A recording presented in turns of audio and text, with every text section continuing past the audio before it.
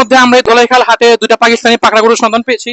গরুগুলো কিন্তু লাথি মারতে এসে দেখছেন, খুব তাজা গরু, বিশাল বিশাল সাইজের গরু কিন্তু বলা যায়। এখানে তিনটা পাকড়া গরু আছে এই লাইনে। সো এই পাকড়া গরুগুলো সম্পর্কে আপনাদেরকে একটা ধারণা দিব। আচ্ছা, এটি কয় মণ হবে এবং দাম কেমন চাচ্ছেন? এটা আপনার 10 মণ। একটা 10 মণ করে হবে। আর তার পাশের দুটো কয় মণ হবে? আপনার সামথিং কিছু কম বেশি। সেই তিনটা গরু যে লাইনে আছে, প্রথমটা হবে 10 মণ ওজন, এবং তারপরে গুলা একটু কম, মানে 19-20 হবে। তো 10 মণের কাছাকাছি বলা যায় এক একটা গরু। সে এক একটা গরুর দাম কেমন চাচ্ছেন? এগুলো চাচ্ছে আপনার 850। 8.5 লক্ষ টাকা একটার দাম। আর তারপরে দুটো কেমন দাম চাচ্ছেন? সেম একই। সো দেখছেন আপনারা, এই পাকড়া গরুগুলো বিশাল বিশাল সাইজের পাকড়া গরু।